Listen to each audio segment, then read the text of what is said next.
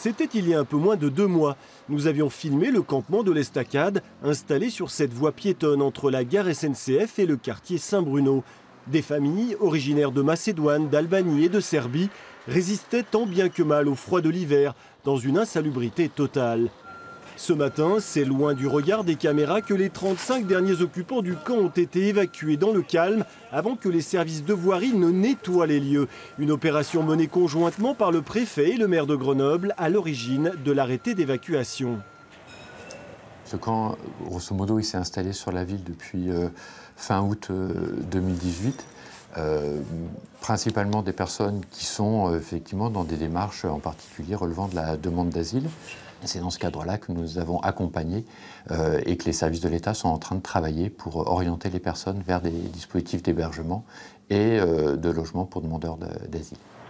Les 35 personnes, parmi lesquelles 15 mineurs, ont été mises à l'abri, d'abord dans ces locaux du CCAS avant d'être relogés. Arrivés récemment en France, tous ont déposé leur demande d'asile et entrent dans le dispositif des CADA, les centres d'accueil pour demandeurs d'asile.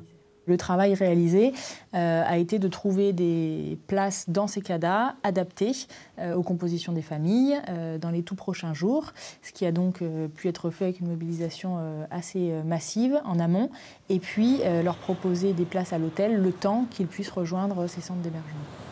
Hier encore, synonyme de misère, le passage de l'Estacade a retrouvé sa physionomie normale. Après le camp Henri Tars évacué en novembre dernier, c'était un des derniers campements à Grenoble.